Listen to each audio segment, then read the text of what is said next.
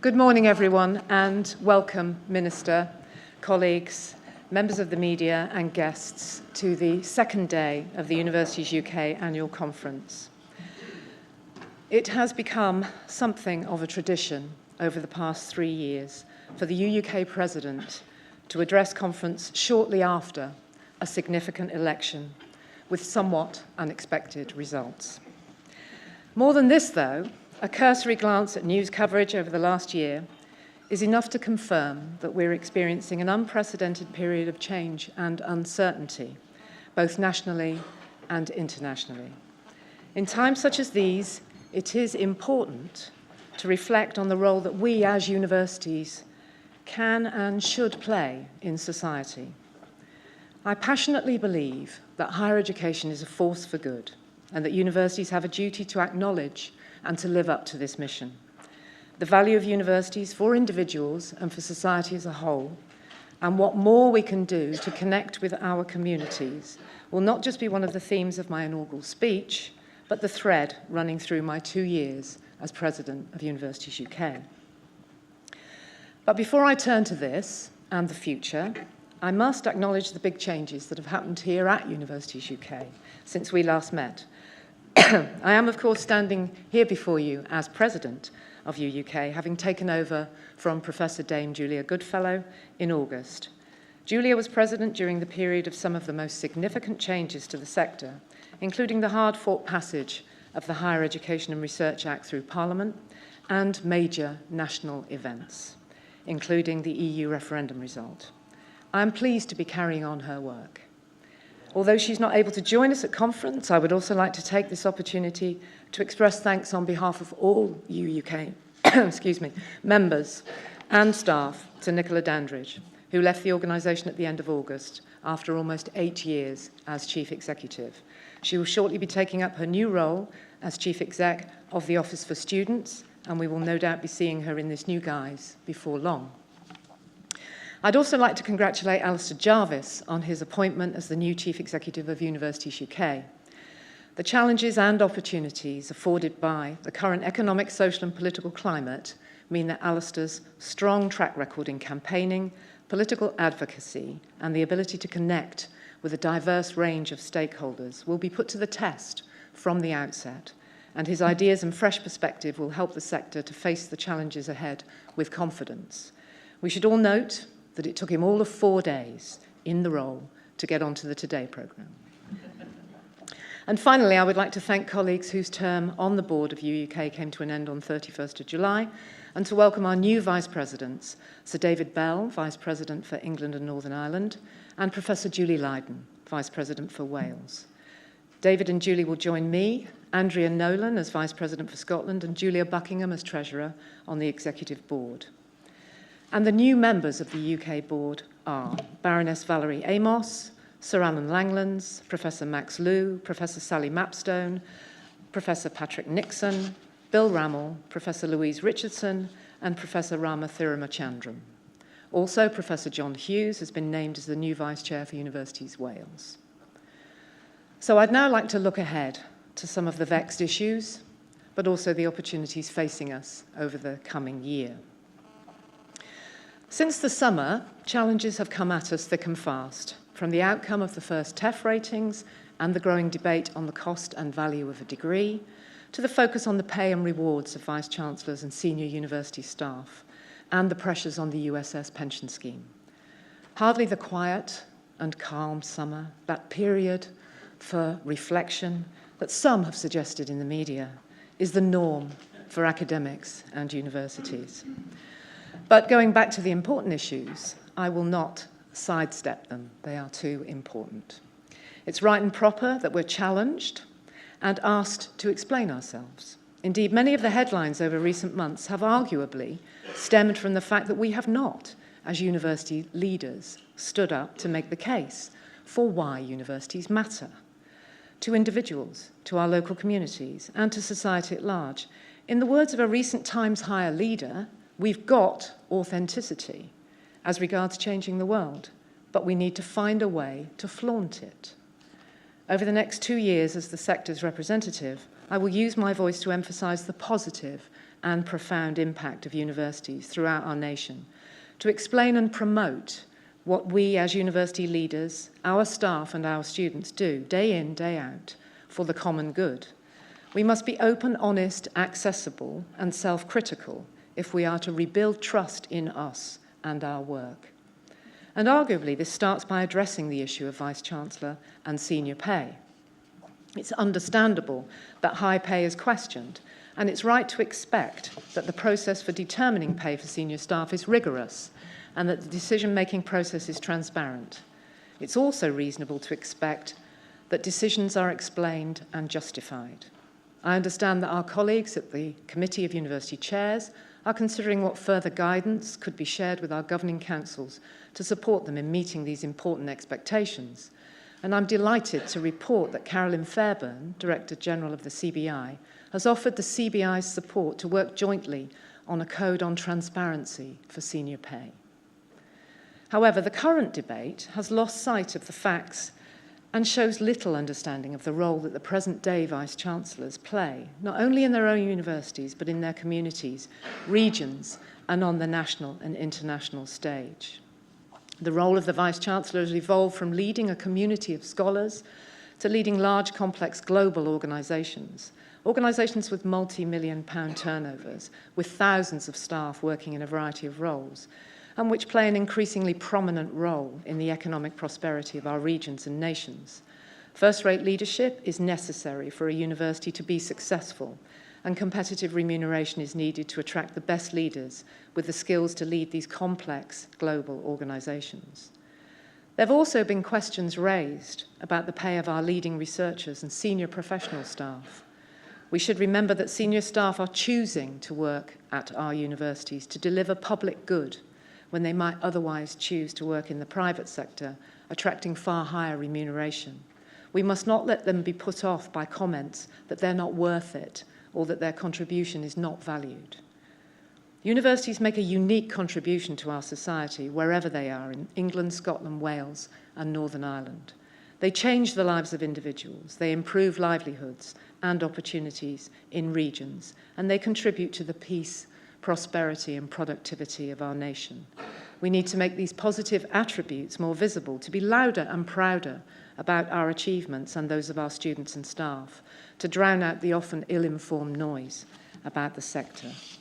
Let us today pledge to do more to explain, to engage, to fight back against negative and inaccurate commentary, and to win back the public's trust.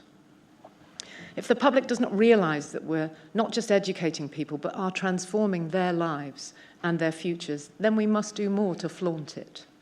If the public doesn't realise that universities create jobs and opportunities in many different fields, extending far beyond the campus, then we must do more to flaunt it. If the public does not realise that research from universities is saving lives and improving how we all live, then we must do more to flaunt it. Lord Deering said, "Just as castles provided the source of strength for medieval towns and factories provided prosperity in the industrial age, universities are the source of strength in the knowledge-based economy of the 21st century." Our universities underpin the economy of our nation in so many ways. They generate and translate world-class research into new products, processes, and ways of working. They drive innovation with industry, government, and the third sector. They improve policy-making and the delivery of our public services. They develop the existing workforce and the graduates, apprentices, and entrepreneurs our economy needs to grow and become more productive, and attract investment and talent to all parts of the UK, acting as a magnet for investment, regenerating towns and cities, supporting local businesses to grow, and improving the educational, social and cultural life of our communities. Universities are intrinsic to these communities across the length and breadth of the country. Our higher education institutions provide facilities and services which, in the current economic climate, many councils and government-funded bodies struggle to afford, things like sports centres shared with schools, free legal advice to local residents, and support for businesses. More than 750,000 of our students volunteer for community projects, and there are 4 million public visits to university galleries and museums every year, enriching the cultural life of our nation. Since moving to Liverpool in 2015, I've witnessed the growth of the Knowledge Quarter in the city, cheek by jowl with the university, and have been inspired by the decision by Unilever to partner with us in a materials innovation factory. This houses one of the highest concentrations of materials science automation robotics in the world, providing space for academic research and teaching alongside Unilever's product development and space for startups. And we all know, because every day we see examples of this, that it's not just partnerships with multinationals like Unilever that make our job so worth doing. It's the individuals that our work affects. I cannot tell you when I have been so affected as when we were opening the new research facility at Alder Hey Children's Hospital. And I was introduced to the speaker who would follow me, a mother whose 8-year-old son has a terminal illness. And I can barely get through this story without having a snivel, so you'll have to bear with me.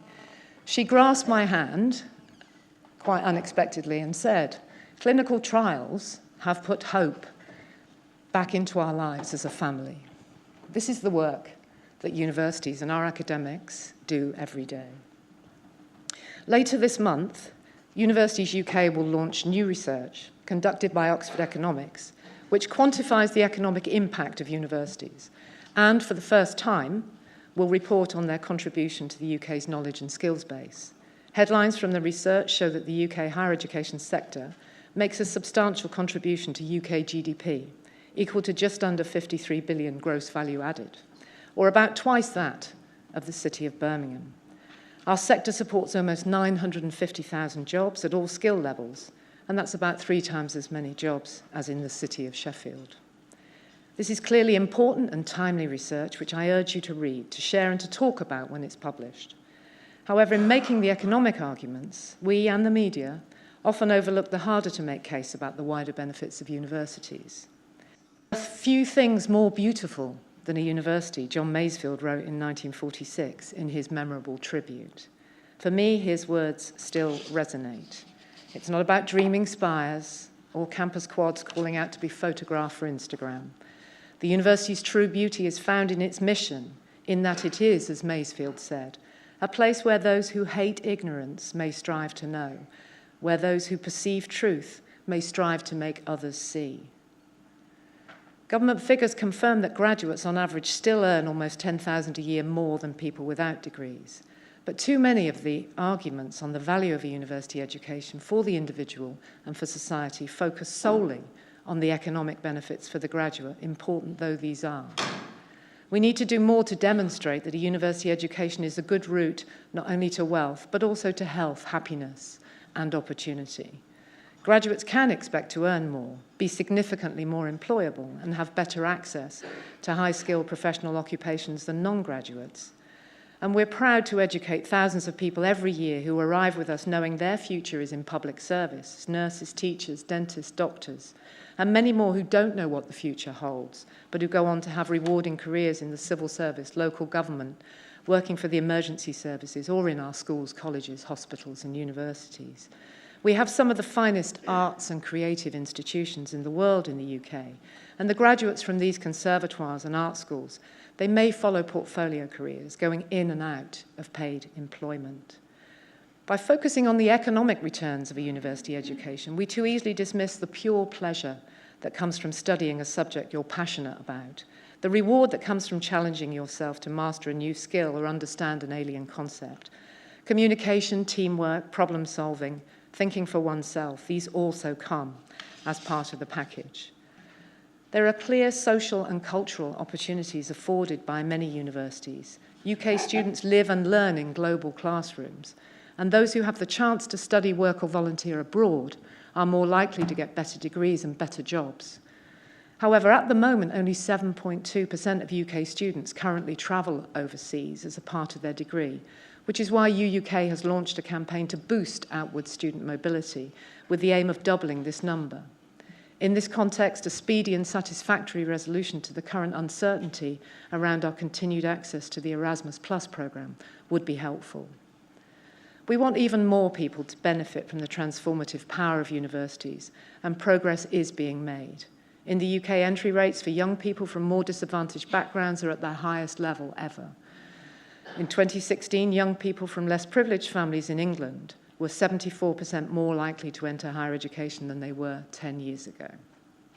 Our relationships with schools to raise attainment and aspiration, whether this is through the more than 60 universities sponsoring schools or the many in-school activities or on-campus events which take place year-round, demonstrate our commitment to social mobility. We should celebrate this progress while recognising there's still more to do, and in particular a need for greater focus on evidence and what works. There are still challenges to ensure that our focus is not just about getting students from disadvantaged backgrounds into university and supporting them while they study, but ensuring that they have the same opportunities when they graduate and in their future careers. Beyond benefits for the individual, there are benefits for taxpayers from more graduates in the form of increased tax revenues and reduced social spending. Research shows that graduates in the UK aged 25 and over were more likely to report better health. Graduates are more likely to report that they volunteer at least once a month. Graduates are more likely to report that they trust others. And graduates are more politically engaged, more likely to vote, and more likely to report they believe they have a say in government. As well as changing lives, universities broaden horizons. And in an age where it's increasingly difficult to sort fact from fiction, the real news from the fake, it's important that we give our students the skills to become rational and resilient citizens, flexible professionals, and positive contributors to civil society. It's therefore critical that universities remain as places where, as I once agreed with a Chief Constable, radical can still be a good word, and where different viewpoints, including those that are offensive or difficult, can be debated and challenged. By exposure to debate, to different opinions, and to challenging ideas, we produce graduates who can exercise critical intelligence, who are tolerant of others' views, but at the same time are able to robustly but respectfully challenge the views of those with whom they disagree. UUK will therefore be promoting the critical importance of free speech to universities over the next year, a fitting subject in our centenary year 2018-19. All this goes to show that a university education is about so much more than getting a job, important though this is, and we should not lose sight of this in the ongoing debate about the cost of a university degree and who should bear that cost. This week, the UUK board returned again to the question of what the student funding system in England should look like. It's a topic high on the political and media agenda at present, including unfounded claims that universities are operating a cartel, something which the Office for Fair Trading dismissed in 2014, saying there was no evidence of collaboration on pricing. Let me start by saying that I believe the current undergraduate funding system in England is not broken. Indeed, the OECD described the English system as one of the few countries to have figured out a sustainable approach to higher education finance. The strong system that we have in England provides sustainable funding for universities, promotes access for students from all backgrounds, provides employers with the skilled graduates our economy needs, and is highly progressive. But it needs to be better understood, and crucially, it needs to feel fairer to our students and their families. It's therefore only right that we continue to examine the system and consider how it can be optimised to ensure it's as fair, accessible, and progressive as possible, while remaining affordable. In recent months, both the First Secretary of State and the Secretary of State for Education have called for a proper debate on this issue, and it's something we'll willingly take part in, offering our experience, our evidence, and our solutions. And I do not see contradiction in defending what works well about the system we have in England, while simultaneously calling for it to evolve to make it fairer for students. Universities UK therefore suggests that there are 3 areas where we would like to work with government and with students to find ways to retain what is good while seeking enhancements. And in doing this, we must look carefully at the opportunities and the consequences afforded by any changes. Firstly, the government must show that it's listening to students and understands that money in their pocket, or rather the lack of it, while they're studying is their main concern, more so than concerns about long-term debt. It's something all of us here will recognise from discussions with our own students, and which was emphasised in the independent review of higher education funding in Wales earlier this year. UUK would therefore like to work with government to consider the option of providing targeted maintenance grants for those most in need of this support. Secondly, the government should consider reducing the interest rate payable, not for all, but specifically for low and middle income earners through changes in earning thresholds to which interest rates apply. Again, we need to work together with government to ensure that interest rates are fair for students and for the taxpayer, and that more recognition should be given to the substantial government subsidy, which is a feature of the current system in England. And finally, we need to acknowledge that the way the current system is perceived by students, their families, and by graduates is problematic. As university leaders, we need to do more to ensure that the benefits of the system we have in England are better understood. For example, it is a little-known fact that the government contributes around 35% of the cost of educating students over the long term, and that over 3/4 of graduates will have some or all of their debt written off.